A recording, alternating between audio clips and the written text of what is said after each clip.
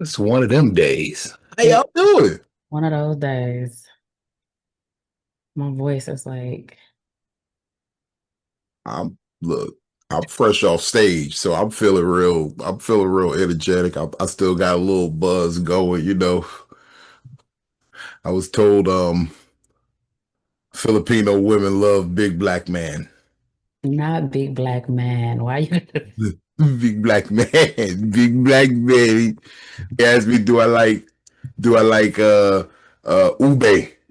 I said ube. So they gave me the cookie, ube cookie. I, Oh, I've heard of those. Yeah, I have heard of yeah, so those. they I know. think you gonna love this. I said, yeah. Sh- The ube. Ube. Yeah. Mhm, for some reason. I'm just out here having a good time, man. Look. I love standing in front of new audiences, meeting new people, having new experiences. Of course. Man, and I That's look the good name of the doing it game. sometimes. I look good doing it. That's the best part. When you look good doing it,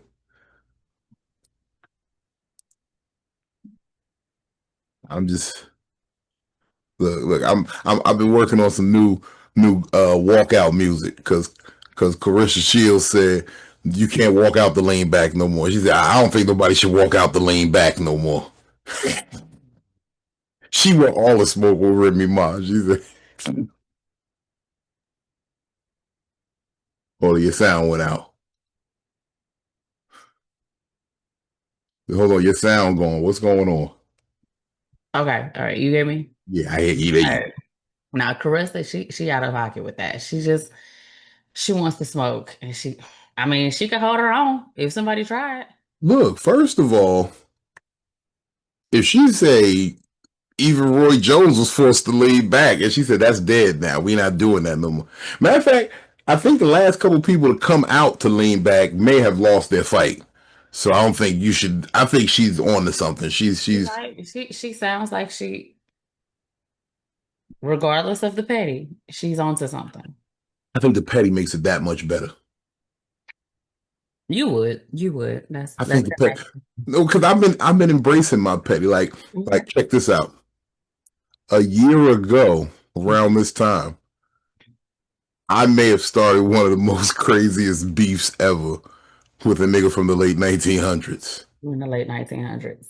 You know, I keep telling people, look, I didn't mean to start a beef with that man. I didn't want to start a beef with him. Look, I did. I thought he was a lesbian till 2005. He does give stud muffin lip. I thought he was a little studling until 2005. Studling is wild. It's like a baby duckling. Yes, that's why I call little junior studs studlings. That is too much. Too I, much. I got my hair cut next to a studling the other day. How was that experience? The experience was weird because it was just like, as a man, you start doing shit like when they cutting your hair, like then they shaping up your mustache, you gotta go, let them get up in the mustache area. This little nigga over here was, the barber never touched none of this. They had the good Caesar, she had the waves and all that shit, but why she kept making her, get right here. I'm like, bitch, you. What are we touching up? What are we getting? That I see. I don't know. That's just like the lesbians who make faces when the girls suck the dildos. They're like, and like, what are you making that face for? You know what? I've had a few drinks. I've had a few drinks. Okay, I do right. really. I've had a few drinks just because Just a few. because I was with some people. They were in from out of the country, so I had to show some love. My guy was in from Canada, so and they was showing love, and they was it was an event. It was That's an event. Filipinos, they don't say no. They don't take no for an answer. I could When imagine. you drinking with them, no is not an appropriate answer. I No. may have agreed to marry somebody's daughter. You and don't even know what you did. I don't know what I did. I don't know.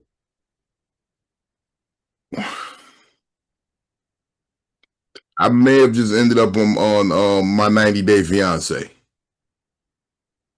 Y'all will see the next episode featuring Big Vino. Feature Big Vino, and then I'm gonna open a little nail salon with one of these beautiful Filipino women. I'm realizing that they got a lot of they do good pedicure work. The Filipino ladies, they like to keep a good pedicure. I will definitely give them that. They not okay. All right. All right. You know what? I'm not. No. Keep a good pedicure. Look, first of all, if you don't take nothing from me, remember this: Hmm. a person who takes good care of their feet understands the foundation of a structure. You see, because that's the first thing that touched the floor. That is. Okay, so you don't do nothing else. Examine the toe game before you lock in with your 90-day fiance.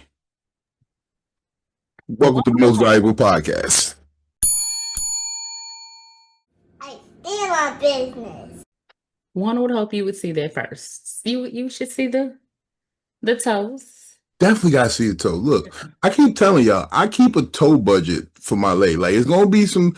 I need to know the structure is solid first, and then I'll pay for maintenance and all that good shit. As long as it's solid, and then we can move forward there. And I always wonder do they charge like if you got smaller feet, can you get like a smaller price, like a junior price? You don't get No. you don't get off no time off because I know I just assume whatever they tell me because I got size 15 feet. So whatever Unless they you tell have me when I pull my feet out, I'm just saying okay. unless you have toddler feet. Like maybe I think they have a discount for like toddler pedicures with that. There's one chick there tonight definitely had some toddler feet. Oh, She Lord. like her feet didn't even make any sounds when she was stepping across the stage. She ain't had no footsteps. Not no foot. Her footsteps was on mute. There was on mute silence. The Like, silencer was on her man, you walk up on us like that, nobody heard you, bitch. hilarious. I cannot. I cannot. I don't know those problems because I wear a 9.5. So That's a decent size. yeah, I mean, I mean, I mess with girls that wear 11s, so yeah, I mess with some big feet women. wow. You Yeah. know what I mean? I've seen that before. I've seen an 11, and like I've seen women that just straight up just say, I'd rather just wear men's size. Yeah, I mean, because I wear 8.9. Is it an 8? I think I wear an 8 in men's size. So I don't even remember when I wore 8. My earliest no, my earliest were you an memory. 8? Yeah, no, I don't even think I was an 8 when I was 8. I know for a fact I was a size 13 by the time I hit like 7th grade. Yeah, I was a size 13 easily by the time I hit 7th grade. That whole 7th through high school, I was in 13. I kind of crept into the 14 a little bit. Jesus. But I don't remember. That's why I tell people I'm a large person, and I kind of understand that.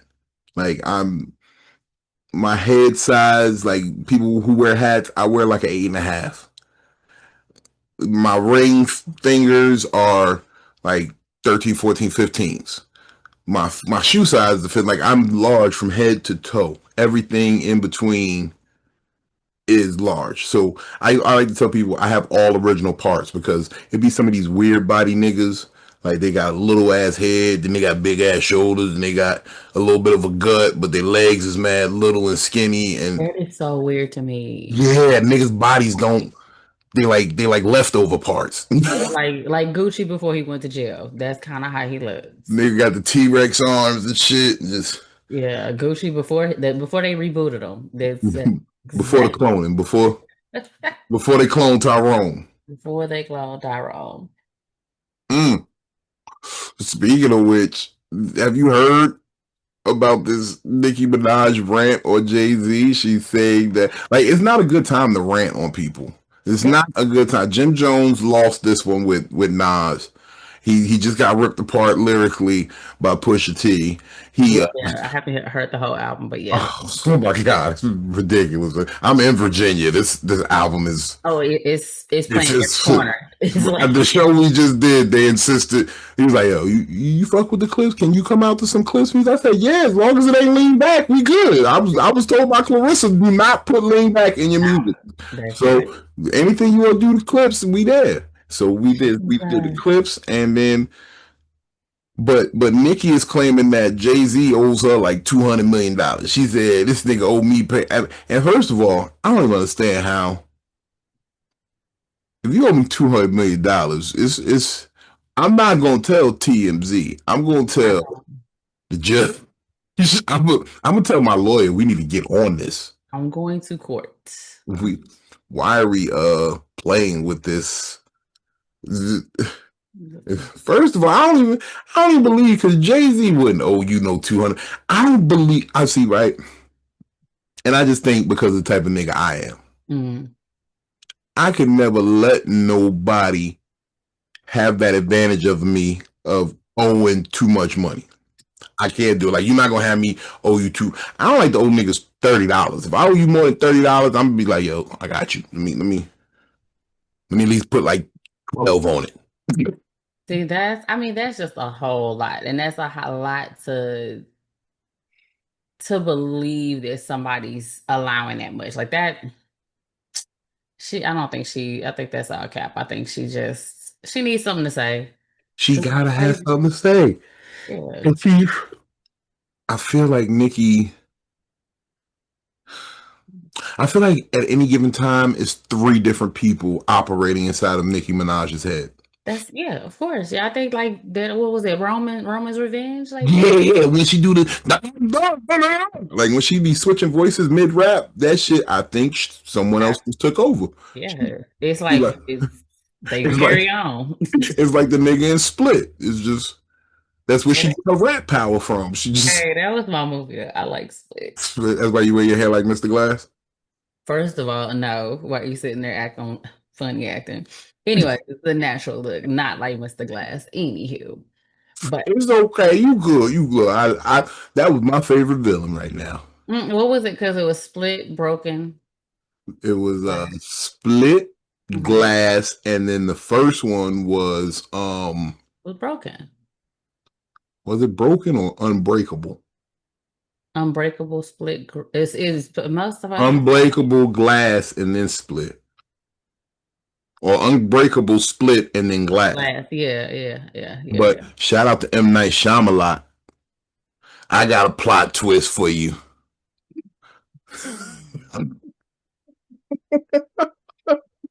Plot twist. Listen, it's too hot to wear a wig. It's too hot to go get my hair done. Plot twist. Just when you thought it was over, Cat Williams is back. Do we really? Because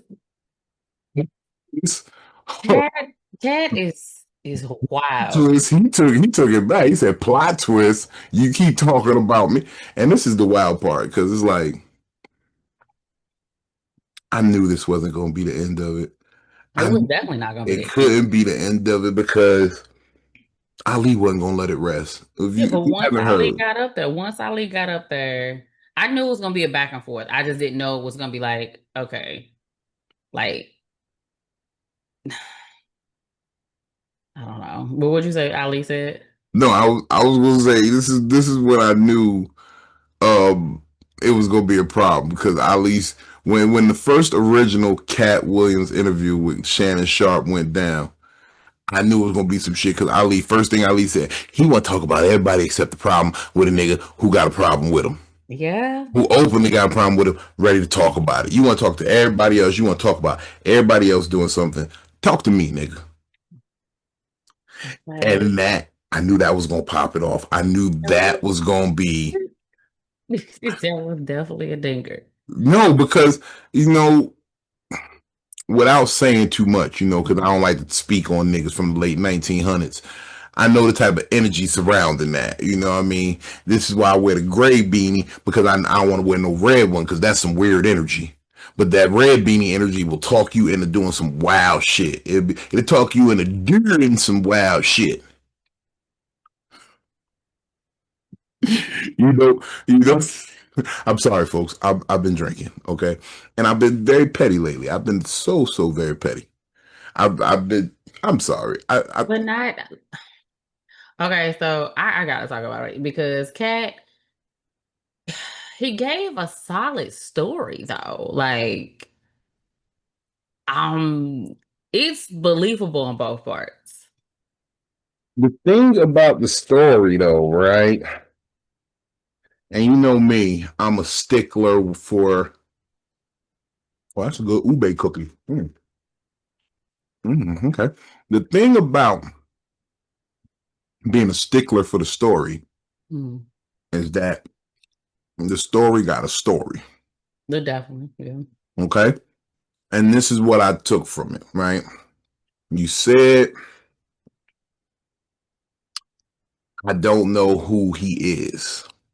Mm-hmm. Then you would show the picture of yourself with the person. Mm. And then you remember the story the whole way. Like you remember detail. Oh, yeah, he was trying to use my music to come out. Like it was like you recalled the story too quickly for I didn't know him. I mean, I think he just gave an asshole response of I don't know him. I think that was a Mariah Carey. I don't know him. It was a petty I don't know him. I don't think it was like, oh, I have no recollection of meeting this person ever in life. But I think it was I don't know, like whatever. And is he really worth it? And then now that y'all want to talk about it some more, y'all to show me a picture. Now I gotta go into the story of why. Because I mean, but the fact that both of them together ain't 7 feet tall. So it's like this gonna be a small fight. That's what I had to realize in their head. Both of these niggas is 6'9". You see, Okay. the thing about it is, right? As a large man, going back to that, as a large man, Mm-hmm. I'm very aware of being a large man. And I'm not sure if smaller men are aware Oh, they're like little dolls. of their stature. Like, okay, so right, you know, most of the time when I'm moving around and like in public spaces, Mm-hmm. I'm generally like But you're terrified aware. I'm gonna crush somebody. But you're aware, like you said, you're aware of your surroundings. You're aware. Little men is such statue of Ali and Cat. That fight would be like the little remember the little game, the little punch of the because You just call these men little rock'em sock'em robots? it's Did you gonna just call go. these men rock'em sock'ems? Hey, He's never gonna let me open for him again. I know it. I know it. He'd be like, "You just stood there and let that girl call me a rock'em sock'em robot. I'm a giant." they giants in their head. That's what it is. Okay, you ever remember like George Jefferson? You know how he had that big old walk, and it was just like that's First of all, um, I just found out that George Jefferson was a homosexual, and I didn't know that. So Sherman Hemsley. They saying Sherman Hemsley. They said there was a reason that Wheezy had such a deep voice. It helped him get into character. I think do I recall that. I mean, it was a lot. That whole like the Jeffersons, it was a lot. They said I want to say him, and Uncle Phil got a it's twin not coffin. Uncle Phil. No, it's not. You will not do Uncle Phil. Hey! Remember, he was on Fresh Prince. Remember, You will not. You will he not. was on Fresh Prince. We And will him not. and Uncle Phil. That's where Will Smith learned it from. We will not. This blasphemy, we will not. We will not. Look, I'm just telling you what I've heard. I'm not saying I said it. I'm just saying this is what I heard. I'm not saying it's true. I'm just saying this is what I Her. If I can't call the little man Rock'em Sock'ems, you can't say this about Uncle. Well, you knew Uncle Phil was in there. They Well, said so I they said Boogie got him, got Sherman Hemsley, got Uncle Carl Winslow, and he the reason that Darius McCray like lady boys all of our TV dads and and kids. their sons. All of the TV dads and their sons corrupt. Well, who is it? Now the real corrupt one, if you want to go TV Sons, what's that, Empire? The little boy, the little one, He look first of all. he out here showing his little bussy all on. That boy, he looked like one of the characters from Hey Arnold that grew up and got into drugs real heavy. Oh my He God. looked like a Hey Arnold character that started dibbling and dabbling in the coke, and then he was never afraid of the pills. He was always popping. He He, tried it, he used to do and them. now he turned out.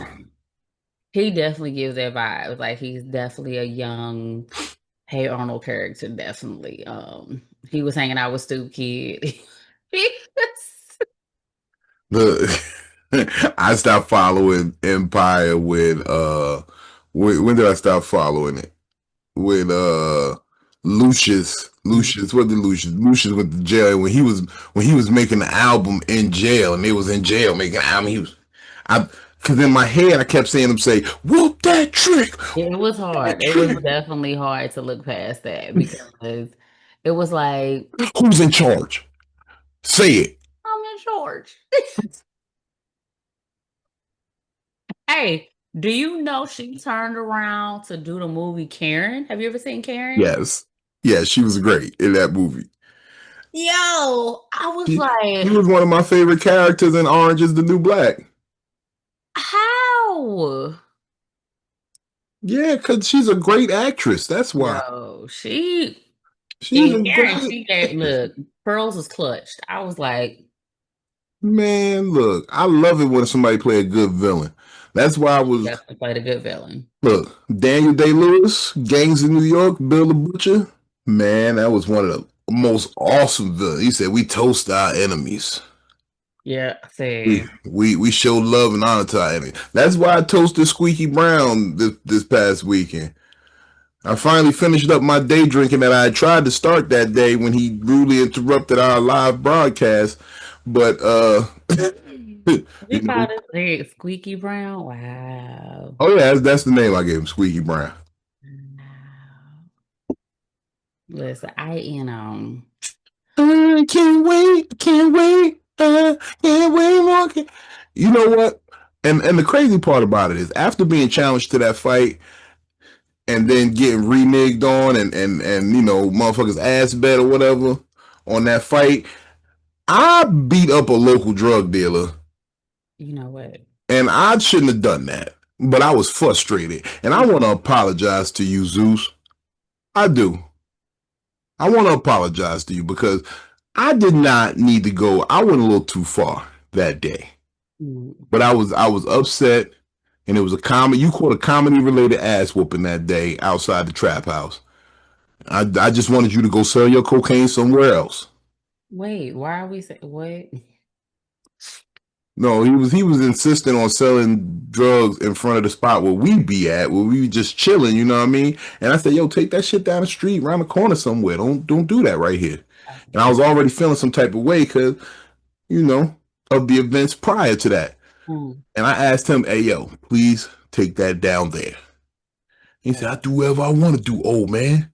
And that kind of makes me carry a chip on my shoulder because the grades. I've been letting the grades go intentionally just to get that little salt and pepper thing that the ladies say they like. They say it looks handsome and it makes you look distinguished. Mm.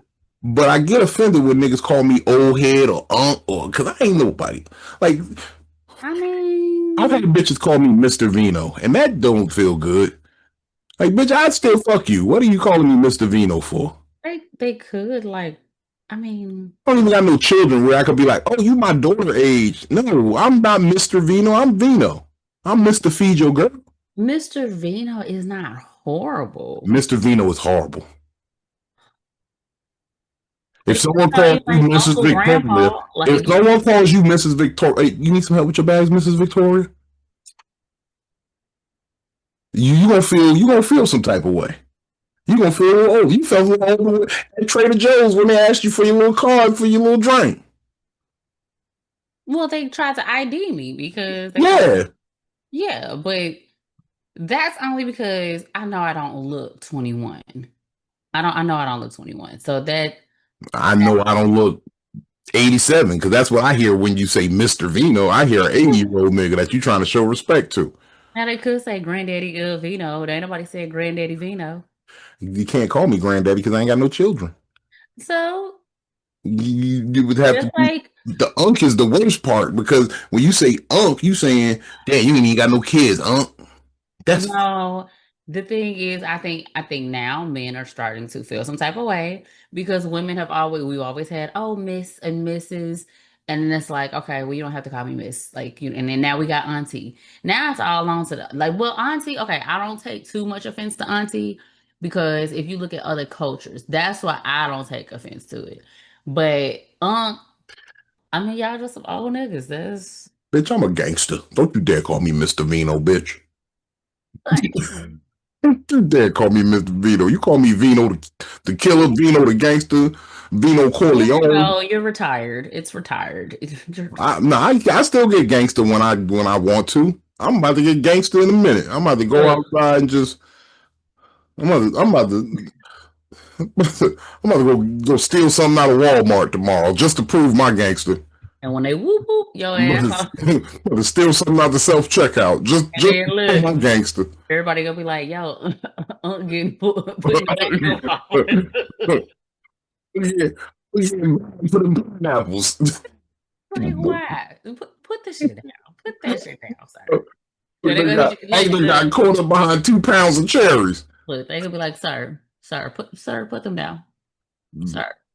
That's what you're gonna hear, sir. Well, Sir. I know for a fact that my local Walmart, they do not stop shoplifters. I watched the crackheads steal, and I was surprised. I said, there's crackheads this close to my neighborhood? The dude ran out. Like he was walking around, I guess, and he filled up the cart, and the nigga just booked with the whole cart out the store. Like he just bypassed the checkout, just walked smooth out, and just he was in the parking lot, and the nigga did some real slick shit. It was so genius. I can't even be mad at it because this is how you pull off a good robbery. When he was in a minivan, right? He just rolled the cart up to the back of the minivan, had the whole minivan open up in the back, and just lifted the cart and pushed all of the groceries. 2.5 seconds, and he was out. They was pulling off. See, This nigga had like. that's the level of when to just, you know what? This nigga had mad detergent. He had racks of ribs. This nigga was in there.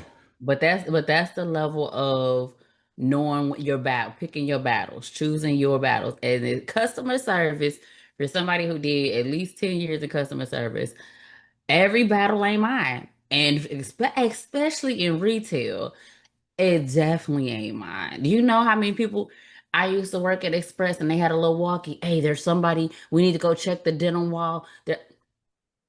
First of all, do you see that person over there? I'm not. Nigga said to me as he was running, I said, "Excuse me, big dog." No, I worked in Coach. And and so across town, so we had we had the St. Louis Galleria and we had West County Mall.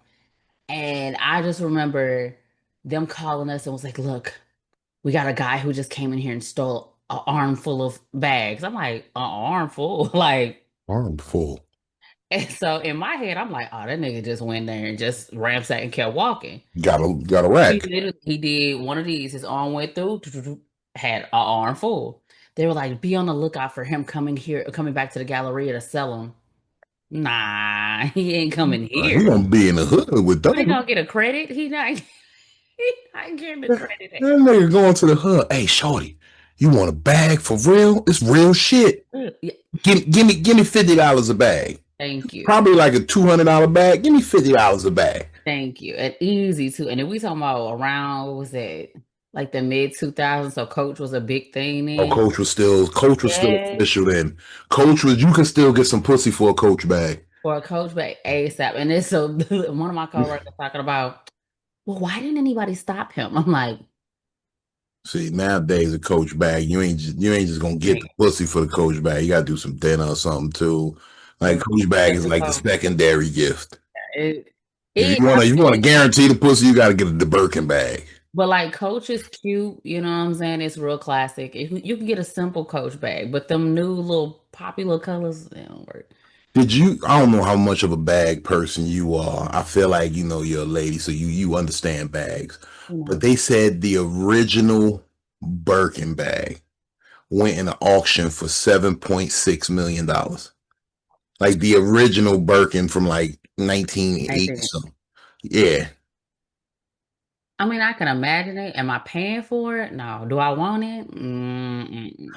I want to know what are you doing with a $7.6 million bag? You're Because I not going to own it. guarantee it ain't big enough to hold $7.6 million. No, there's no way. There's no way. Let I, me. I wouldn't even want to put nothing in. I'd be like, I paid $7.6 million. I might have to live in this eventually. So, I mean, it's not big at all. If you are bullshitting me.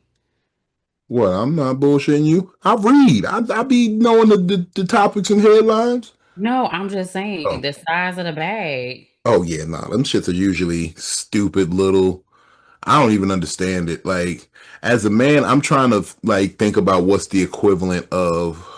That's what's the equivalent of a Birkin bag for a man. first of all, I don't know what these men are wearing like real bags around anyways.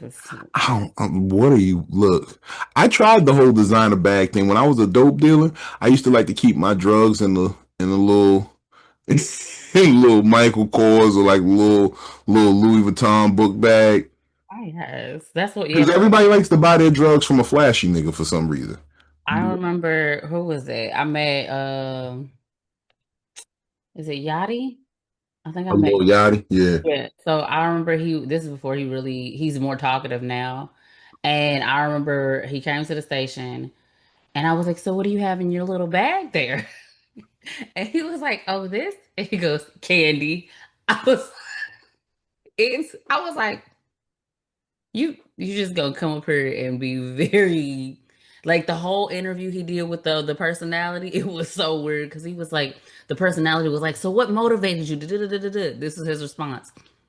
I mean, money. And then he kept like those were his answers. That was it. I don't know And these new. I miss when my rappers sold dope and this was their way out the game. they way out.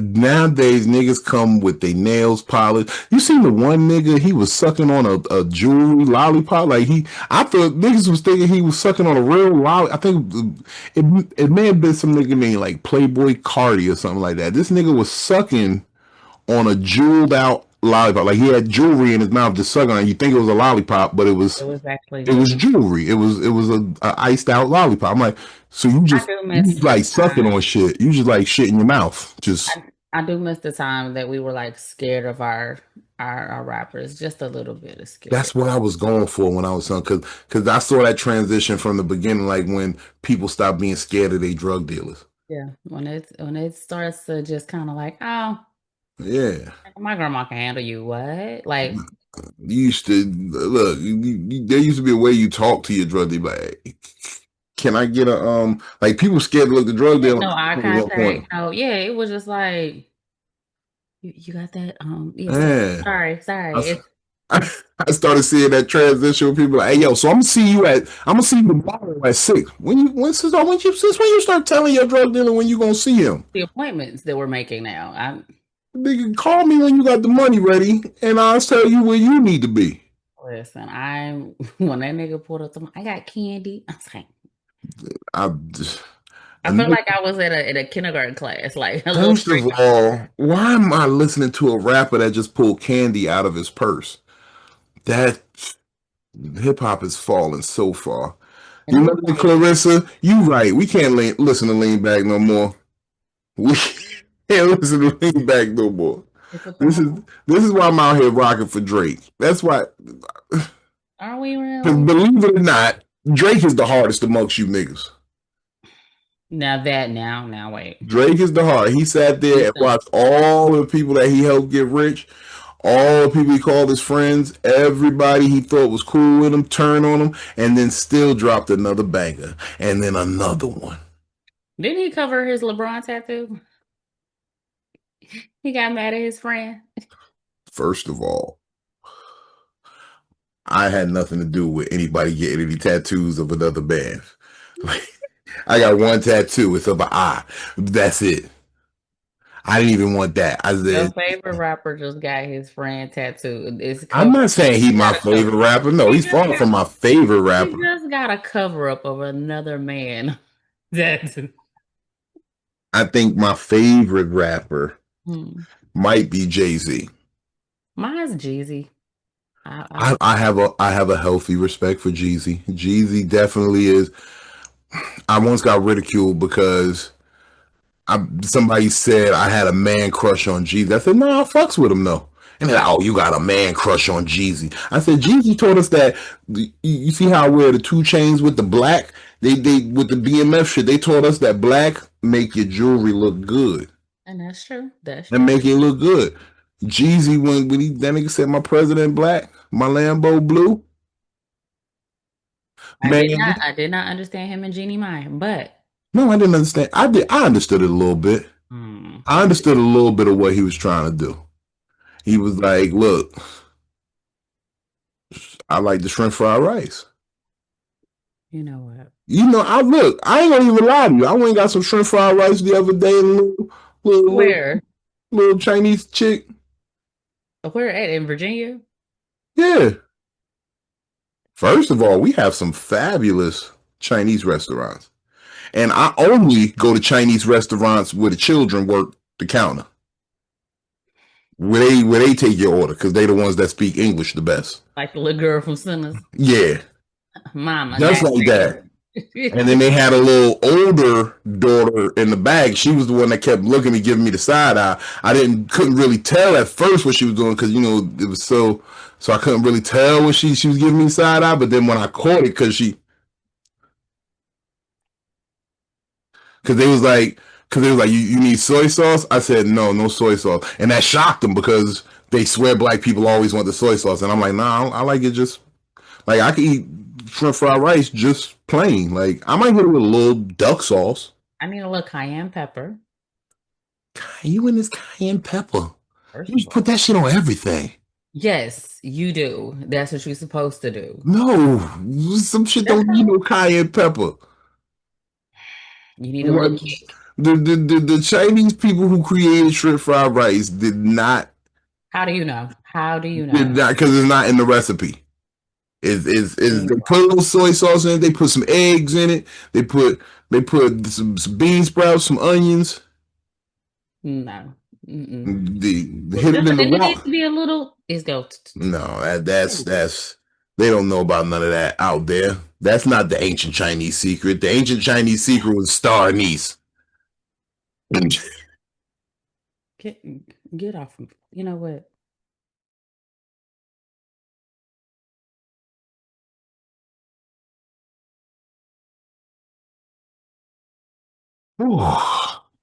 Hey, great news.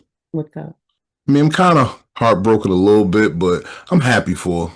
Hmm. Coco Jones and Donovan Mitchell just got engaged.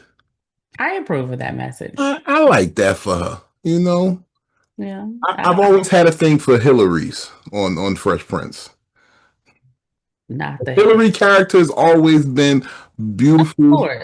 Yeah. and just that was one of my original crushes. Shout out Karen Parsons. Is she single out here? That's what I need to know. I don't know. I have not. I think I'm grown enough to handle her now. You know what? On that note, I was so no. I remember back when Fresh Prince was on Karen Parsons and when she was playing the Hillary character, and the nigga Trevor wanted to propose and then he died. I was so happy. I'm like, yeah, she back out here. We got her. She ain't go. She ain't the one that's gonna break my heart. You know what I'm saying? Because I knew she was always gonna be here for a nigga. Hillary, will Thanks, you will you marry marry me? me? I don't know why I can still watch that, and the reaction is always funny as hell because everybody face is like, I don't, I don't think he's supposed to lay on the ground. If he was supposed to do that. He's not supposed to do that. Meanwhile, But Sherman Hemsley and Uncle Phil in the craft services van. they was not. You will not. We will not put that out there. That How you that think he became Judge Philip Banks? listen, the opinions and thoughts of Vino of Big Vino Company do not reflect this podcast, which is MVP. And Victoria said it, okay? Hey, look, we might be taking it to the radio soon if I can make my magic happen. We can take it there. We got some other stuff going too. So We got some plans, man. Look, I'm just waiting for the deal to get inked so that we can motherfucker really tell y'all some real shit about what's going on, and then you're gonna see this everywhere. everywhere. You're gonna see that everywhere. That's gonna become a whole brand. Y'all can get that wherever. Y'all might be able to get that. We might unboycott Tarjay so you can go in there and get it. Will not. No. Again, the opinions of Vino Comedy do not We can't have that right next to the Tabitha Brown shit. No, and she was no, and that's next Okay. to Casanai and his no, we're not Okay. doing that. No. Look, first of all, I'm just trying to uplift the black people. Mm-mm. That's all I've been about, uplifting black people. That's why I don't even watch reality shows. Because all I hear is that they do nigga shit, they fight, niggas get kicked off of cruises behind these reality shows. Well, look, first of all, they're saying that there was a crazy fight. I don't watch this shit. I don't watch the Love Island that has the world in a chokehold right now. I don't watch Baddies. I don't watch Love and Hip Hop. I my one guilty pleasure Mm. was Black Ink Crew. That was the one reality show I used to watch. But that's because I knew the area, I knew some of the people there, so it was more like supporting the homies. Like I'm good with Walt from Black Ink Crew. That's my nigga, Walt the Wiz. Shout out Walt, the great comedian turning into, and that was my guilty pleasure. Like, okay, I see the homies doing something, but this reality show shit, like, do you know about this? Can our viewers talk to you about this? For me, no, because I just listen. I'm not in my reality TV show bag right now. I'm into like The Shy right now, so that's. Are you into The Shy right now? Have you been into it? Like if someone said, "What were your top 5 reality show fights?" Could you give them 5, or would it just be a 1? Oh, it could be a couple. Couple of them. Yeah, I'm 3 of them. Give me 3 reality TV fights that you remember vividly. It was somebody on Real World. I can't remember the characters. I don't know the people. I always say characters. Anybody arguing any leaks and like the baddie stuff. I didn't get into that, but I know it was a lot of fights on. New York, Flavor Love. Flavor Love, that was a good one. Flavor, she used to whoop bitches' ass. For fun. No, okay, she was and that was the crazy part because I thought those was the rules. Like if you hit somebody in the house, you got to go. But she was fighting everybody. On it. Like when we say stand on business, she stood on it every time. I just like when they throw drinks. It's like I just feel like one day I want the drink to be some holy water, and I want to see a bitch to start sizzling like the omen, just like sinners. Yeah, ooh, that would be beautiful. That'd be beautiful. I'm upset with you because I've been watching it a lot lately too, and I've been sitting here trying to speak my Creole now, talking with this man. Look, I ain't even off it, but I'm off it. You know what? People don't understand. I speak a lot of languages. I'm just not very fluent, and then I don't have anybody to speak it with for the most of. So it just like My Spanish is more prolific than anything because I used to be around a lot of Spanish dudes when I sold drugs, so that was cool. I dealt with a lot of the Haitian dudes too, so that's why I got Creole and shit together, and my French is a little bit together. But I know a lot of different dialects, and I I think just pick them up. Spanish right now is picking up even more a little bit for me, I guess. I'm getting to understand it a little bit more. Just because I'm dabbling into like little side hustles and I'm working around a lot of people who speak Spanish. So it's like I You gotta it's listen for that fun. muerte in Spanish. When What is you're working around a lot of Spanish people, you gotta listen for that muerte. what is that? That means death, dead, and something that's as a drug dealer, you have to listen for with somebody saying you about to die, somebody about to be morte. You don't want to be the morte nigga. You know, hopefully in what I'm doing ain't nobody dealing with Morte. So I hope not. I hope not. I hope we're not dealing with that. I hope not either, because that's why I got into the comedy business. So I ain't got to worry about the mortes. Yeah, yeah. And or the fights. Well, No, you got to worry about the fights still. Look in my 8 years in comedy. I done been falsely accused. I done been called all types of criminals. I've been hit in the head with a pool stick. I've been fought at shows. I've been stalked. I done been sexually harassed and accosted. I done been a victim of revenge porn. I done I was ostracized for doing the right thing. your 8 years in comedy sound like a reality TV show. Yeah, Like I got blackballed it for don't sound real.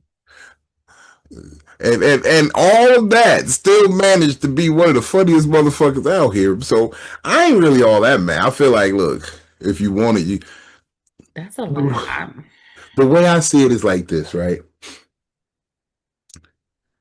If it was easy, everybody would do it. Mm-hmm. And if everybody could do it, it's not special. That's true. I knew that I was that nigga for my first year in comedy when everybody kind of got to hating me. Mm-hmm. And my reputation preceded me in a sense, but it wasn't in a good way. It would be like, yeah, he's funny, but he's an asshole. Fuck him. Like he's not a nice person. And it's like, I'm not here to be a nice person. I'm here to be a funny person. And a lot of problems be people own doing. Like I've never, as a comedian, asked anybody how I did when I got off stage. I know. Like either the crowd was laughing and they want to talk, or nobody was laughing. I'm like, yeah, I ain't do too hot on that one. Let me step the fuck off. Right. The latter is rarely the case. Right. But it didn't need me to ask another person for validation. That's true. And every kind of beef I got into starts with that, someone looking for validation. Mm-hmm. And my spiritual consigliere, the Right Reverend Dr. Benjamin Blanco Perryman, Esquire, II. Okay. Tidings of comfort and joy. He told me, in the words of the great William Shakespeare, this above all, to thine own self be true. Oh. This above all. So that's what I'm about. I'm about being true to myself. If I've been on some shit, I don't need to validate with nobody else. I don't need to play nobody close to get in a position to be doing something. The relationships I make in this business are genuine connections with people where they value me being around. Like, damn if I told the great joke or not. They're like, oh, he's a good guy. I know I can trust him. I know that he will not let nobody do me wrong. He ain't out here to do me wrong, and he can do the job. True. That's true. You know what I'm saying? There's motherfuckers out here that'll talk to you every day, don't know shit about you. Don't know shit about you. I take a vested interest in the people that I'm around. I know everything about them, and I try to be, let them know that I know things about them. Mm. Like Victoria don't know. Every time she turn off her camera, I know she dig up her nose, but it's okay. Oh, I do not, first of all. It's okay. No. We all know that She you went think up in you're there cute. too. One time she pulled out a thought when she pulled that book out. She's like, ooh, put You that back in taste for. yours. You taste yours. First of all, how you know if you're sick or not if you don't taste it? No, I'm kidding. See, this you must be stopped. What is wrong with you? First of all, I keep telling y'all, I'm special. I'm different. When my Uh-huh. mother found out she was pregnant with me, she took a bottle of Tylenol and a fifth of vodka. That's why I've never had a headache in my life. You know what? That's what was David Wayne's character Living Single? I mean Living Color. He had so many. You got to be specific. He had so many. He was a superhero. Before it was Oh, Blank Man. handyman. Yeah, that was my nigga. You I had the little right funny on. leg. I was. But that's when, oh my God, that could not come on TV no more. That could not. Nothing could come on TV no more. No, This shit's so pussy. I've been saying this for a while now. We overcorrected with the children. we overcorrecting it. Like Yeah. we got mad. Well, I didn't, but they got mad at their mama on how they got raised. So they was like, "Oh, I'm never going." That's stupid. You said, "Oh, I didn't like that my mother made me go to bed at 8, so my kid don't never gotta go to bed." Now this nigga be up at 3 in the morning, Playing motherfucking Roblox and shit. yeah, roadblocks out. Talk about some. Can I get another cup of juice, please? Thank you. And now Running you the show. stuck. And now you motherfucking you, this nigga, he all you did was bring the drug dealer. Because that's how I became a drug dealer. I was like, I'm always up at night. I might as well go get some money. You know what? That's what happened.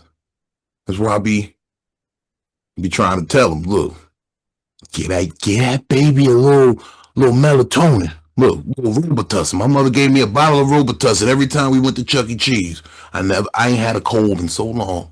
I don't think that's the wisest though. But like for instance, like for When it, you seen me sick? huh? When have you seen me sick? When you seen me sniffing and sneezing and coughing and That's true. That's true. mm-hmm. But I've known you for a while now. You ain't never seen me sick. I'm not gonna go into science on that. That's not my forte. And you ain't never seen me with a jacket, and I'm never sick.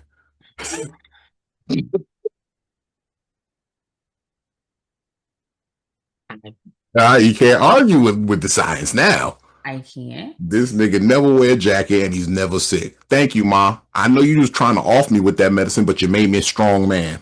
You know what? You made me a strong man. I love that bitch. I do. Sometimes I sit down and think I miss her. You often miss the first person you used to beef with.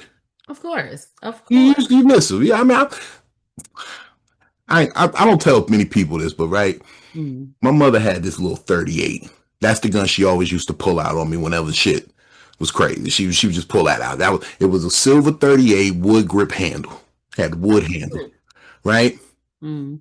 So when she died, I came along the gun cleaning out her shit, and I went to go give her a gangster salute. I was gonna give her a 21 gun salute. I was gonna bust off a couple shots and let One gun salute. oh yeah, she deserved it, real gangster shit. Okay. And I went to go fire the gun, and the gun wouldn't fire. Turns out the firing pin on the gun was busted and had been busted for quite some time. She didn't even know. But it was bullets in it though? It was in it before she died. Yeah, gun didn't even work. You gotta respect the gangster like that. Pull the same rusty ass gun from fucking 40, 50 years on niggas. And it don't work. And it don't work. And she backed down a lot of niggas with it. I don't, you know what? And to come to think of it, as I really sit here, I have no proof that she's ever fired that gun. Like, I'm sure she probably did when she got at the range, when she went to the academy and all that shit. But I never had any proof in my 40 years at the time. Well, no, damn, it was 2020. So now it was quite a while ago now. Shit, at the time it was 30 something years.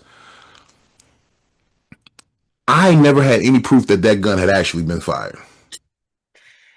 That's rough. Because that sounds like I feel like, yeah, I've been checked. I've been kept in check like the boogeyman. Like, No, like the like what is it? The horse with the tied to the chair. That was Mhm. that was pretty much just in there like I done pulled out my gun. My gun was very live at the time when I had to pull mine back out on it. That was the crazy part.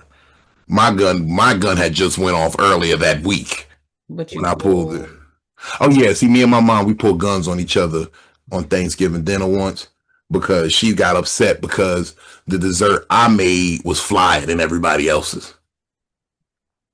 Well, I made some brownies. They was weed brownies, and they had the little peanut butter drizzle. So I gave my whole family weed brownies. I got them high, and she was like, "Why you give that to my mother, boy?" But my grandmother was chilling. She was sitting there watching MASH. She was in such a good space. We was all just chilling. oh It was nice. Yeah,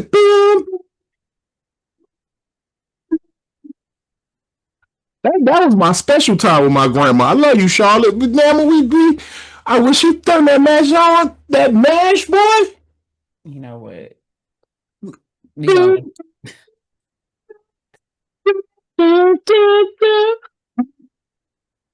That was my man. Man. That bring just that remind me of home. 7:30, MASH. Come on. smash. My grandmother was sitting right there, locked in, Yep. eating that brown.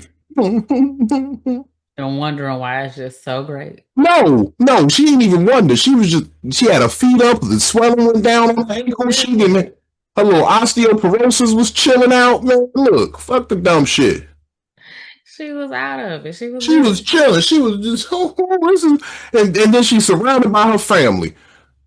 My mother was the one who actually fucked that whole situation up because she was like, I feel funny.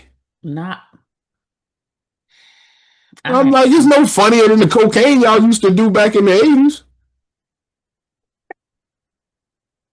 there's the you know what? The 80s was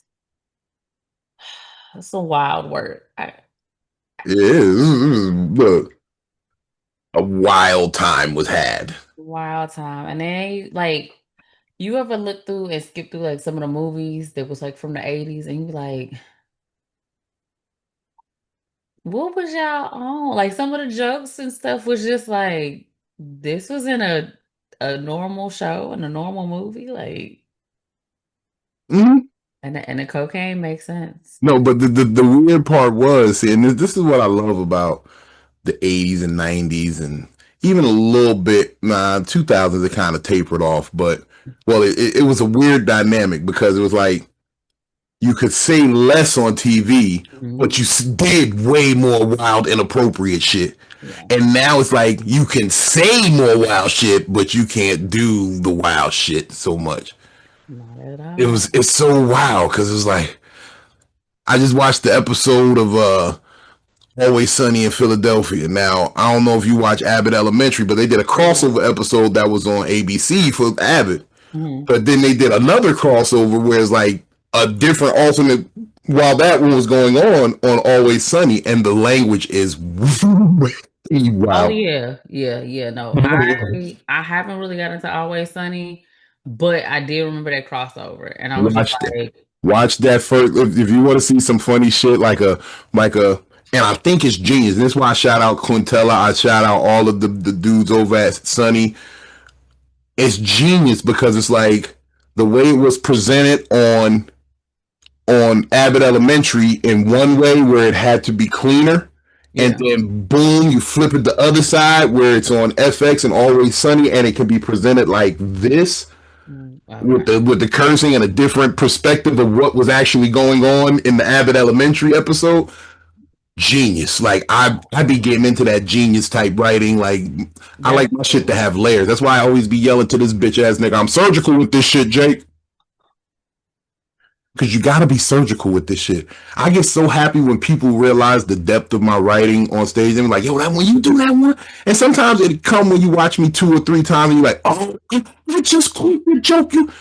I be like, I get happy when people catch the joke in the joke. And the joke, and then I feel like I don't know with comedy. Um, one of the things I don't like though, people like, oh, it's subjective to like the audience. I think if you're good as a comedian, it works across all audiences. I All think. audiences. You have something for everybody. Yeah. I did 10 minutes tonight of all new shit. Like the way I flipped it, they like, because so here in Virginia, we have dynamics. I get like these shows can be night and day, different people in it. Like you can go from a all white audience to a majority black audience to this audience was majority Filipino. Right. But some of them had seen me before. So, they're saying like, oh, he's about to be good. And they think they know a joke that I'm about to tell. And then boom, went the other way with it. I did a joke about my pettiness tonight that I was a little nervous about because I didn't know how the people would accept it. Because I said, Vino, you're going too far with this one. They're going to be an outrage. These people are too sensitive. They're too PC. They're not going to fuck with you on this joke. And it worked like a motherfucker. That's Like, yeah. like that be the moment when you like, okay, I'm not usually scared of anything. So Right. I don't even want to say scared, but I have that little trepidation of, okay, I'm gonna try it. Right. And then you say it, and then the crowd go like, I knew it was on because a white dude, Mhm. a Filipino dude, and then some like woke chick like right in the middle. Really like the chick. I thought she was gonna be like, oh my god, I can't believe you say that about people. You can't say that about them. Everybody's on a spectrum somehow. I thought they were gonna go crazy on me, but Right. no, they fell out laughing. I was like, okay, you got to stop second guessing yourself, bro. You Yeah. do some shit. You be with the shits for You real. just it's kind of like it's equivalent to driving. Like when you get ready to make that turn, you just got no hesitation. Just go. You saw the people, they back there, you got time, go. Just do it. Just I'm a different animal. no Um, proceed with caution, just go for it. And with comedy though, you can explore different avenues, different, you know what I'm saying? Like you said, with different crowds. Like I've never been in front of a crowd that was, well, no, I take it back. I was in front of like a more like a Hispanic crowd. yeah, you did. I'm about to say you Yeah. definitely did I that did a crowd. couple of those. So yeah, I will say when you can get, like I said, it's everybody. Your comedy fit should fit everybody. And as far as like I mean, being in those rooms though, it just makes your writing even better. It makes sure your thought process gets better about, okay, if it works for you don't you start to stop thinking about that. Like you stop thinking, with this work in a black room, with this work in a white room, with this working, because you just like, Will it work? yeah, If it's a person, will it work? yeah, I don't need to do.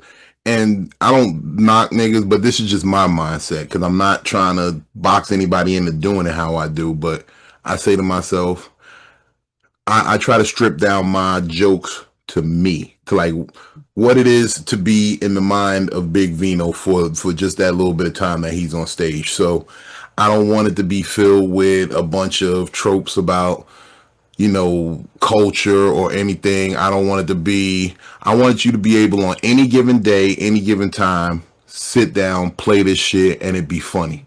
yeah, It ain't based off of, oh, because at the time Trump was such a hot topic. yeah. You know what I mean? Or at the time, like I got the Diddy joke. The Diddy joke is coming along so funny.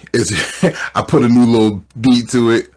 My Hilarious. Diddy joke, I think my Diddy, those jokes, I have jokes that people don't think I would say. I think that's what gets people with me and my comedy. They're like, what's she gonna talk about? And then I think that's where everybody's like, damn, like that's what I'm noticing with my comedy is like, because as soon as people talk about, oh, what do you talk about? I'm like, everything. But I don't think they think I'm gonna talk about it to that level. They think I'm gonna talk about the real cutesy, parts of things. And I it's, get in there and get raw with it. yeah. I mean, I Mhm. literally had some parents who was like parents of like Isabella's classmates, like, oh, so what are you talking about? I'm like, no. You should say guns and drugs when people say I was just like, you know what? guns and drugs, guns and drugs. Let's wait till our kids are not in school together anymore. Yeah, because you'll keep your kid away from her if you heard about what she joked about on stage. And that's it. There's a reason only I can follow her for real because You know what? It's dangerous. It's dangerous. It's a dangerous brother. She's up when she's up there. She kind of ups the ante, so you gotta Well, you and go bigger. I have to have the energy. And sometimes I know myself, like I've gone to places and I'd be like, I'm not feeling it. Like I know one of the shows I know recently that um it was a show that I did recently and I felt that I didn't do the greatest, but I went in like I don't like the energy, I don't like this. And I just was like, you're not gonna do well. And to me, I had a few people laugh, but it was like You gotta you set yourself up for the defeat before. You can't oh, yeah. go in there. You gotta go in there with the. All right, that's why. And you've been backstage with me and in green rooms where when I walk out the room, I say, I'll be back. I gotta go do a thing, and that means I'm locked in here. Here's where it is. I bombed before, but that's because I wasn't locked in here. Right. I went in. My mind was all over the place. I was going over different scenarios in my head, and I learned that when I step on the stage, when I grab that microphone, I'm right here. Right. Yeah. This is where I'm at. I'm with these people here. And I don't care if it's 4 people or 400 people. These are the people that I'm locked in with, and we're gonna have a good time. And let's just laugh real quick. And let's take a walk down Big Vino Lane. A little powwow, if you will. Yeah, a little session with the peace pipe. A little word. That's how I like to visit. Like I envision my sets. I envision my sets as you sat down and had a smoke with me real quick. You had a smoke with me. And we sat and we laughed and we talked. We caught up. And you was happy. You spent that little bit of time, man. Let me tell you who I talked to today. No, man, this nigga crazy. He told me he was over there with the salt, pepper, pussy, nigga. That shit. He said he up in the Chinese food spot asking for the salt, pepper, pussy. No soy sauce. No soy sauce. That's good. I mean, shit. I mean, like I said, this is comedy is one relationship I'm committed to that has been, regardless of the ups and downs, I'm still here. Like I be finding other things to do. Like I think because it's never the same thing.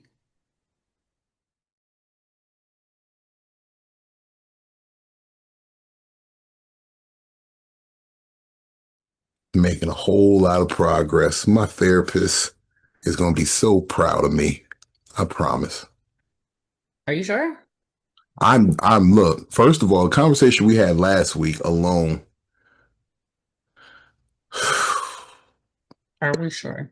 It was, no, because we've been talking a lot about, just taking inventory and the people around us and,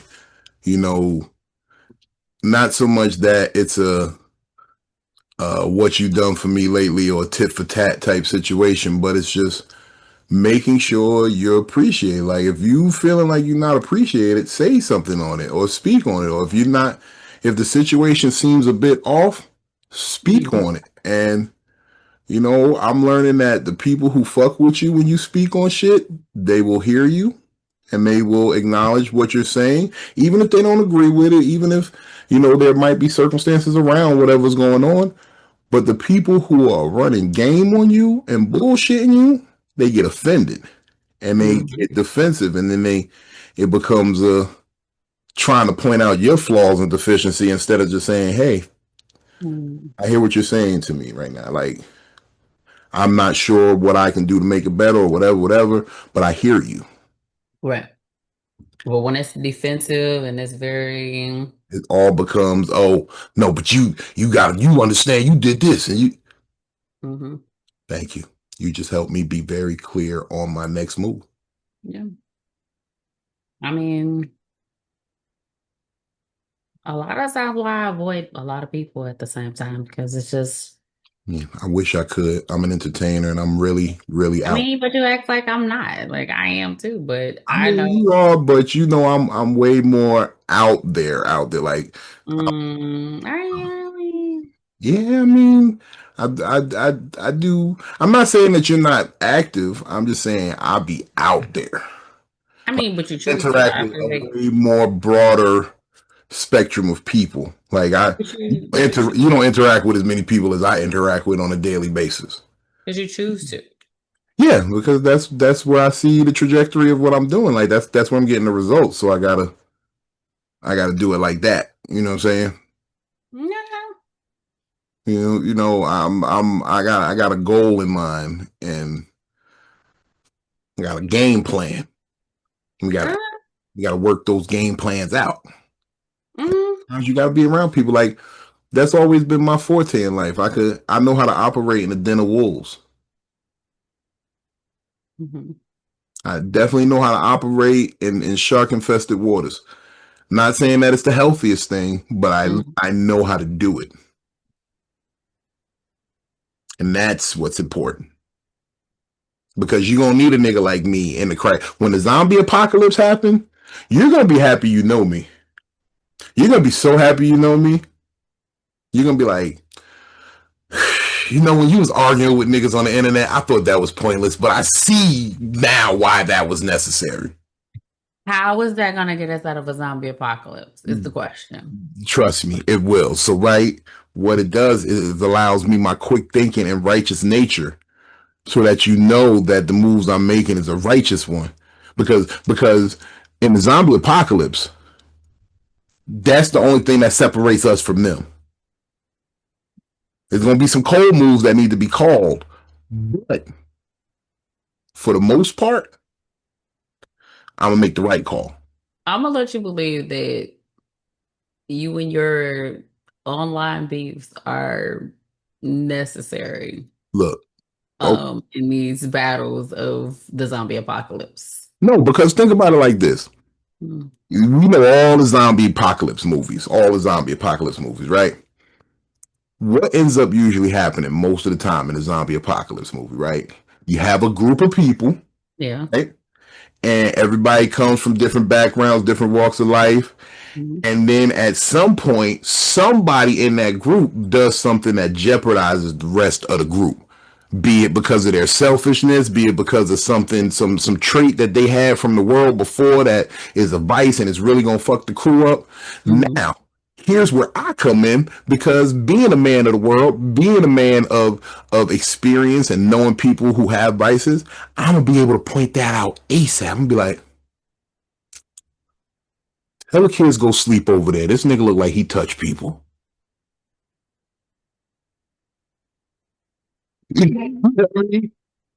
Or this nigga gonna try to touch one of the girls, and when he can't get no pussy, he gonna try to turn one of us into a zombie. But hear me out. Hear me out. Or it can be like, what is it? I Am Legend. Will Smith. Yeah. Be by yourself. You're yourself and a dog. He was surviving until he helped the other person. He was surviving. He had a routine until he met the other person who he told him drive around till the daytime. And she brought him straight back to the house. It's just like in Belly. I tell you, don't call the spot from the house. And the first thing he do when he get bumped is call the spot from the house. This is true. So, and people think I be wild. I even had a local crackhead tell me I was right. And I felt like, hold on. Like when certain people tell you you right, you got to stop and pause for like, oh, let me go reevaluate what I just said. Let me think on this a bit. I know I stand on what I said, but are you standing on it? I stand on it, but damn, I didn't expect to get a cosign from over there. Yeah, you did. I had a letter that got written to us. I didn't know if I wanted to read it, but I've been on the tangent lately, and I've been getting a lot of hate mail. I thought this was a hate letter at first, but it just really was a fan letter who just wanted to ask us a question. And if you want to read, I will read it. It's not bad. It's actually they want your advice as well. Okay. You want it? Okay. Hold on, I gotta pull it up. It's in my. You know what?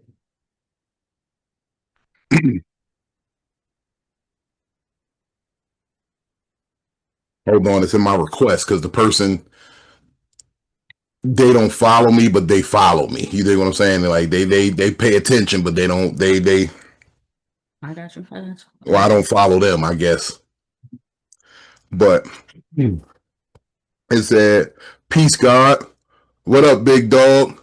How you doing, Miss Lady? Mm-hmm. I love the show. I feel like y'all got a dope vibe. And y'all always kicking that real shit. I got a question, and I would love y'all both point. I'm guessing he meant both of our points of view. He you know, everybody ain't got the good diction. It's okay. Um, We working. We he here. working on it. He working on it. Yeah. I've been dealing with this girl for about 2 years now, and everything seems to be cool, but she be giving me red flags that I need answers on, but it make me feel kind of weird asking. The biggest red flag I feel, and Big Vino, you should feel me as a fat nigga. I've been trying to get her to make some food for me, and she always gives me a reason why she can't. I'm starting to think she just can't cook and just won't say it, but I don't know how to approach the subject of starting that conversation. What do y'all think? Help me out. I ain't gonna say his name. He want to stay anonymous. Okay, we're gonna leave him anonymous. We're I'm gonna gonna leave say him anonymous. we're gonna call him We're gonna call him Hungry Boy. Hungry Boy. Hungry Boy. Hungry Boy. Look, Hungry Boy, I think you're right. I believe you're right. I believe she can't cook. It's just what it is. And you don't have to live with that. You got to be good with making you some food. And you got to be good with. And I'm going to tell you this because I know there's a lot of women out there who can't cook. You're going to have to stomach some shit that ain't right sometimes. And because you got to make her feel comfortable about learning. You know, what you got to do is you got to take some of her bad cooking when she finally does ever crack and cook for you. You want to grit. You're like, okay, I like that. What you do? Okay, yeah. You ever try to do XYZ? Like, you ever tried to boil it before you put it in the mac and cheese? That's what you got to do. You ever tried to boil it first? You got Just a little hot water first. to. Now, okay, Victoria took for longest now. I've been slowly giving her advice on how to make this shit happen, and she gonna make somebody a good wife one day. but okay, I just saw this post, and this is so funny. I just saw this post before we started talking, and it was basically niggas are putting regular life skills and calling them qualities for being a wife because it's like, Yeah, no, that's, but it is what it is because y'all do that to men. These are no, we regular don't. Do you want a provider, protector, and somebody to emotionally be there? Those are basic But life that skills. Those are basic life skills. To But be if a you're talking provider, about protector. being the leader of a house, a home, you're building a family, that's different. Me cooking it cannot solidify if I'm a good wife or not. It does though. It's part of it because if I'm out all day working, making And the I'm money not. that we need, no, you're not actually. No, you're not. In my home, no, you would be free to pursue your whatever you want to do. I just ask that the house be right. That's all I ask. I'll get money. I'll make sure we got enough money. That's it. That's been my life. That was dope boy number one. That's why I kept a bunch of hoes because like yo, all you got to do is make sure I don't got to look for no food when I get here. Make sure I don't need to go fuck other bitches. That's all I need. It's the caveman for me. Okay. I mean, it ain't caveman. It's the soft life. It, It's the soft life that women want. but I feel like not. I don't know. I that's just one of them topics that me personally, because I'll get into it more personal, and I just feel like for me, I'm I'm always cooking. I'm always cleaning. I'm always doing something. If I don't cook, we ordering. If I, you know what I'm saying? So it's like for me, saying if a woman can't cook, that, solidifies her as a wife or not is No, crazy. that doesn't. That's definitely not what solidifies her as a wife. What solidifies her as a wife is the feeling that she gives you and the intangible things that she brings to your life, those little perks are better. Like, I don't care if you really can't cook, as long as you know how to order. Like I said, as long as I don't gotta look for food when I get home. Like, I've been running around all day getting this paper. I come home off the road from a week long run, or I've been on the road for 2 weeks from doing these shows, and I come home and all I want is a back rub sometimes. All I want is, hey, did you go get them little things? I like them little joints we pop in the oven real fast. Could you put some one of those in for me? Thank you. I'm gonna go take a shower real quick. I'll get it out. Just put it in for me. Like, that's the type of shit. Like, pick up where I leave off at times, and I'm gonna pick up where you leave off. I'm always gonna have your back. I'm gonna make sure that load is never heavy. That's how I feel. So, bruh, if you sitting there with a woman, she don't know how to cook, it's cool. Like I said, grit and bird. Okay, next time. I'm not gritting and burn.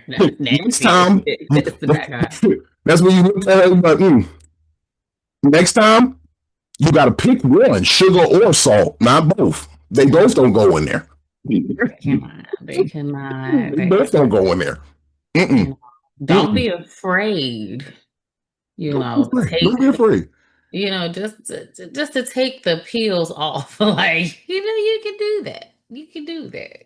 Hey, look out for our new cookbook. It's called the Commissary Cookbook. Victoria showed me several ways to work a Ritz cracker. Listen, I saw it from a white woman's cookbook, and damn it, I thought it was it, but I no longer use the. I found out they don't even eat Ritz crackers in other countries. Oh yeah, they definitely. They said they're bad for you. So I stopped eating them. So I want to try. Have you ever heard of a mame? A mame? No. It's brown. It looks like almost like a coconut when you see it, but on the inside, it's like a sweet potato. And if you let it ripen enough, it almost is like an avocado. Like, it's creamy. Literally tastes like a sweet potato pie without the sugar and all that stuff in it. It is so fire. I want to try. Like, you could eat it like a fruit. Like, you just eat it. I love fruits. Yeah, I need to go to a new farmer's market because I'm getting too familiar at mine, and ain't nothing really new there. I need a new fruit. I really do. Yeah, the watermelon lady, she having it. Like, she having it.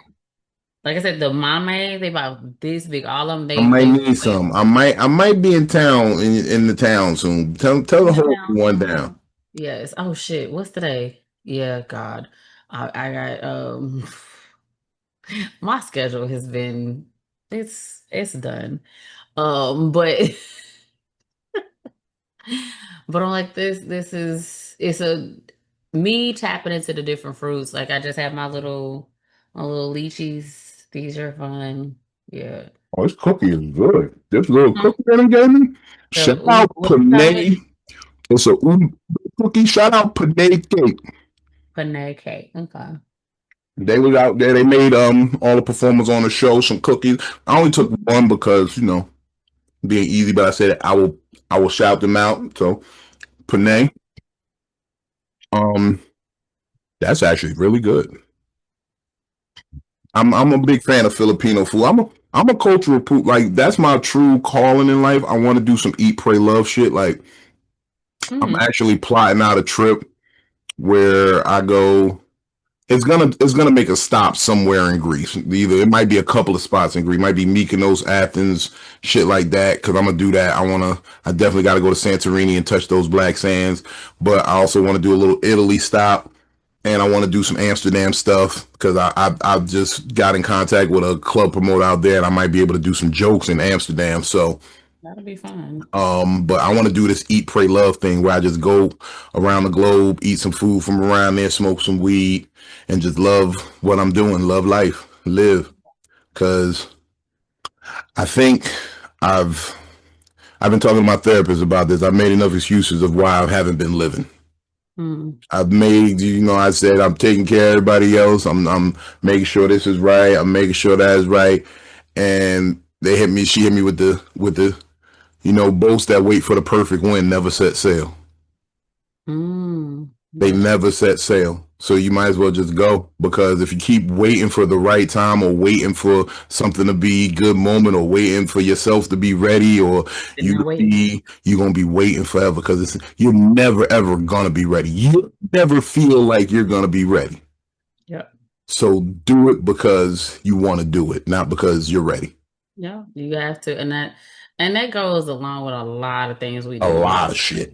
Yeah, Just, like just be there, be in life.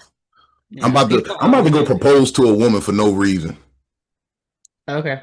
I'm You about to go just go see what happens. see what happens. Like, hey, you look like 90 Day Fiance. There you go. look, that's what I'm saying. Them little Filipino ladies, the Pinay ladies, man, But Panay.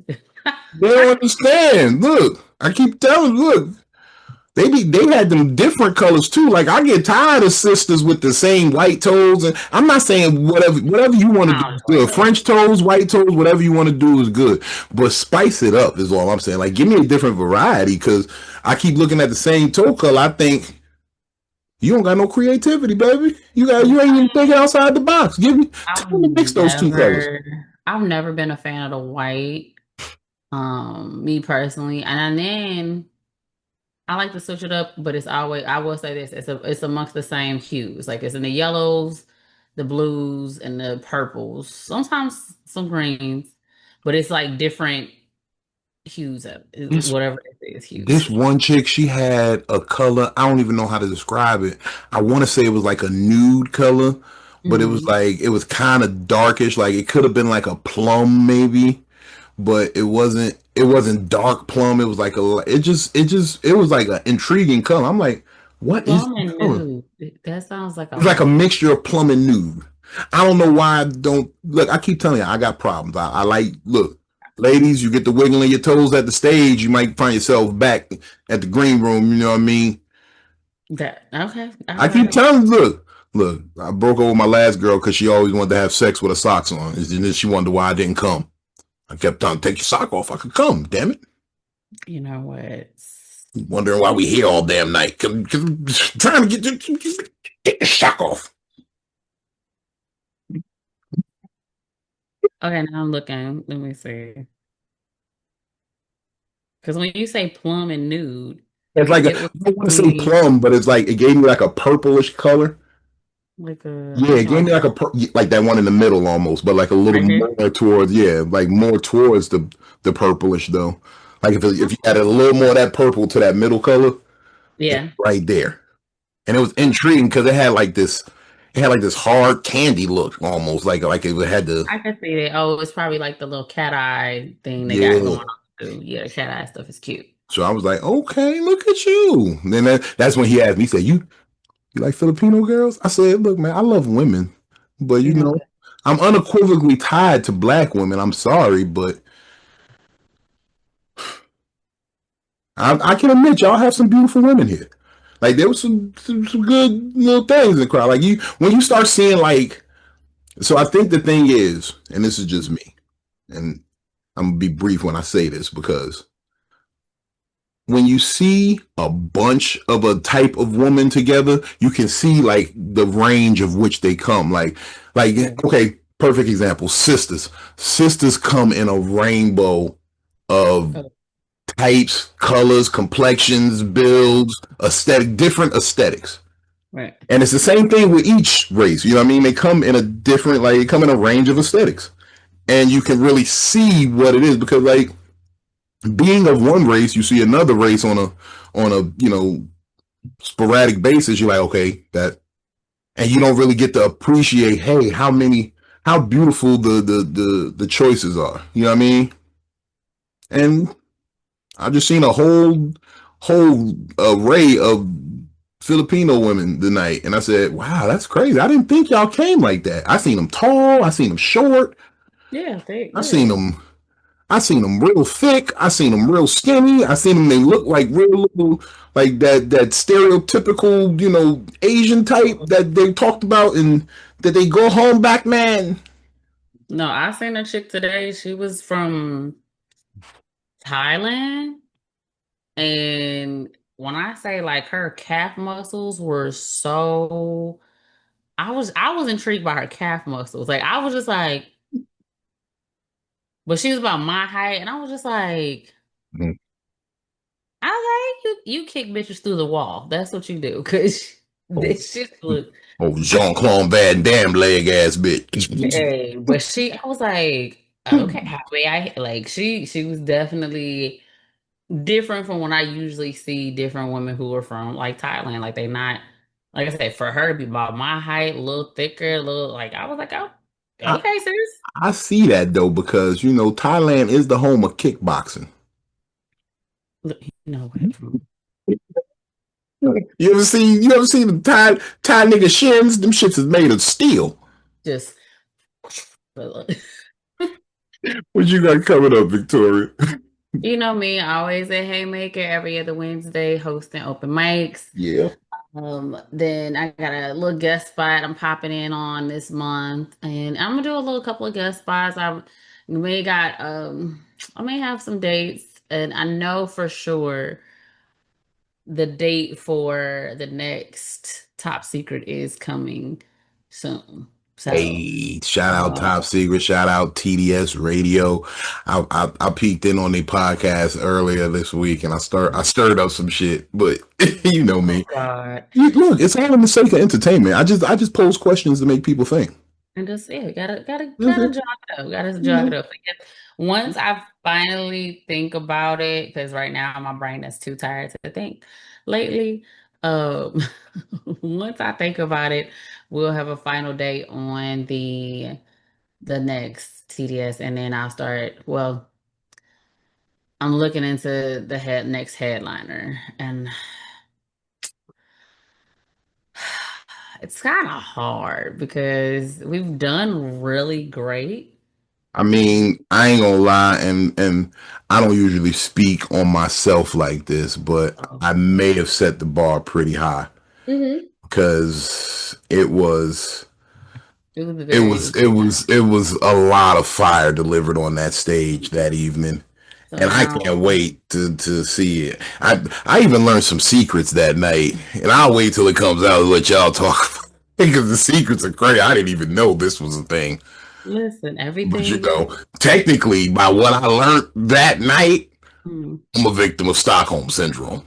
I'm really wow. Okay, okay, sure, whatever.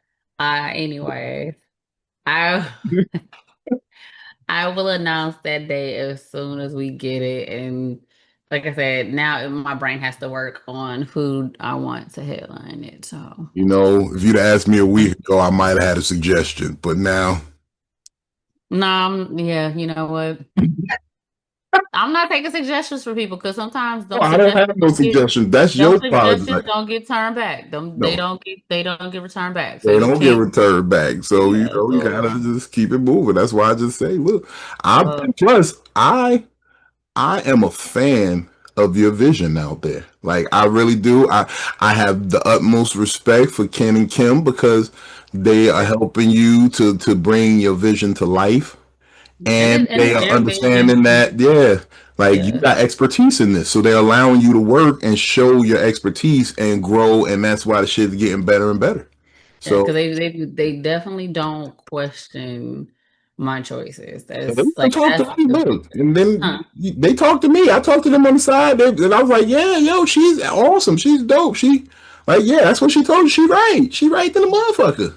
So And yeah. then, you know, they was just trying to, they was kicking it with me because, they want to be around a star. I'm a star in the making. That's what they say. So they like to say, I know Vino. I could call him if I need to. Look, it's him Yeah. calling me right now. No, I'm kidding. But like I said, I have to figure out who could be on the next. Like I said, the spotlights, I like to keep them local. The headliner, we're trying to figure out if I want to keep it local, but we'll see. I mean, I low key. Hmm. We'll talk about it afterward. I got something for you, and they kind of owe me a favor, so it's kind of somewhat big, and I'll let you piggyback that favor because they owe me a favor. We'll talk about it. We'll talk about it. We'll talk about We'll it. talk about it. Yeah. We can make that happen. So yeah, I got some few days, but right now I'm just kind of like working into, I guess, My brain says sit your black ass down. So that's it. Sit down, get some rest. I recently had to take some rest, and I felt good about it. I just said, you know what, turn your brain off for a couple of days, and And just so I've been, you know, I'll be having to sit with it sometimes. So sometimes the shows fall through. Sometimes you be like, oh man, that's a sign. Sometimes, hey, just take advantage of this rest you can get. yeah, for Mhm. sure. Well, we gonna catch you on those. She missed a few of them because she's I get she's tired, but um, I'm gonna be everywhere. Hmm. We got Quality Comedy in Hampton, Wednesday, July 16th. Um, that's with my man Quincy Carr, Will Wright, DJ Bobby D. We gonna be at Noir in Hampton, Wednesday, July 16th, man. That's some clean comedy too. So, if you don't want to hear a whole bunch of cursing, you wanna see what it is, that's what it is. Um, July 20th, we got the Peabody's Comedy Brunch, the Fat Nigga Friday edition. I got my bros that be on Fat Nigga Friday with me, man. Benny Blanco Perry, Will Wright. We gonna shut that bitch down. A few poppins that, surprise, hush, hush. But, they be coming through Fat Nigga Friday too. That's July 20th. Come on down, Peabody's Comedy Brunch. Peabody's Nightclub in Virginia Beach, Virginia, down at the oceanfront. Everybody loves Peabody's. Everybody loves Peabody's. Everybody loves Peabody. Peabody said you gotta come back too, so we gotta get you another date too. So we gonna work something out, hopefully. Um, I got a note from the bros, Mope and JJ, that the We Ain't Done Wildin' Yet tour, they gonna come to Peabody's in October. So keep your eyes out for that. We about to plug that heavy. Like we gonna do double duty that day. Yeah. I said October got some dates. Yeah, we gonna do that one because we got a double. We got a back to back in Raleigh and motherfucking Virginia Beach that day. Um, July 25th. July 25th is a great day. Okay, so July 25th through the 27th, I'll be in Washington D.C. at the D.C. Improv, one of my favorite clubs. I'm always welcome there. Like they love me there. It's always a good time. They actually even put me on the website this time, so it's pretty cool. Motherfucking, but also that day, July 25th, I make my network television debut on WTKR's Coast Comedy Live. Now, it's some great shit going on there. That's me live television on CBS.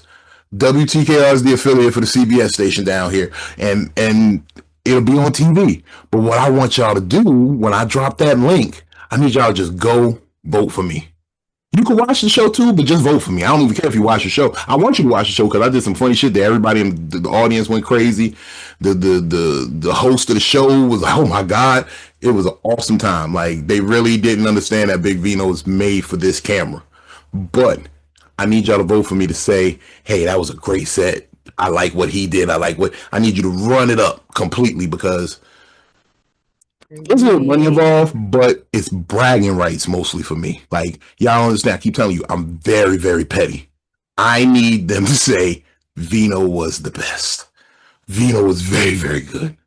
So I need y'all for that. Gotcha. But if you can't, if you want to come to the show in DC, come on, pull up. I'm out there. And then this is the big one because this is how I told y'all. Remember intensity. I said last year was intentional and consistent, and then this year it's about intensity. So we turned it up on them. And we're doing the Playhouse in Jacksonville, North Carolina. They're letting your boy Big Vino headline 2 nights. This is my first headline weekend. Like that's big for a comedian because you can get your little. Well, I don't want to call it little, but you get your nights. You get a Saturday, you get a Sunday, you might get a Friday, you might get one night. But when they say you sell enough tickets to do 2 nights in a row, now we're saying something. I've developed a fan base that will allow me to sell 2 nights in a row of tickets.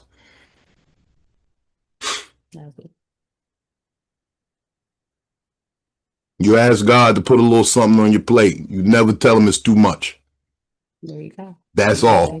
And I'm grateful. And I'm able to bring my partner VictoriaSaidItSTL with me. She's gonna be featuring for me because of course, home team shit. Like when you show you fuck with a nigga the wrong way, nigga gonna fuck with you the wrong way. Exactly. You dig what I'm saying? Sure. So Thank you for being a friend. Travel Thank down you. the road. You already know. That's the homie. Look, man, I tell y'all all the time, this is the most valuable podcast. This is my partner in crime right here, my PIC. Remember that from that movie? It's my PIC. It's my partner in crime right here. Right here. But we be having a good time. We gonna see y'all out on the road because I'm look. If you see me across the country, know that I worked out some things. You ready to go cross country? We might have to look. I got some sky miles. I just got look. First of all, Delta, thank you for the sky miles. It was only like 17 of them, but thank you. Okay, they 17 you didn't have before. 17 miles I didn't have prior. Okay. But we gonna start doing some West Coast thing. I think I just set up a little run because I already had a few LA dates. And everybody, I put a post up laughing and joking about being on Sunday Funnies, not Sunday Funnies, but Laugh Factory Chocolate Sundays. Yeah. So everybody like, if you want to do chocolate Sundays, you know you ain't gotta wait in line. You ain't gotta wait till 2035. I said, no, I know I don't gotta wait. That was the joke. The joke is everybody be waiting 8 years to get on it. I could come there. I was supposed to do it last year when I went to LA, but we had a Sunday show at Tommy T's that night, so I couldn't get to LA till Monday. But as soon as I took to LA, Improv, Comedy Store, I was everywhere. Yeah, so, but I'm not waiting until 2035. No, we got the G Pass. You gotta understand, we know people and we in the door already. People already said, when you're there, just tell me you're there. Because and I believe them now because I've proven it already last time I was in LA when I keep telling y'all, I just showed up at the Improv. I showed up at Monday Rays at the Hollywood Improv. I had no idea I was going to get on. They just say, yo, I'm Big Vino.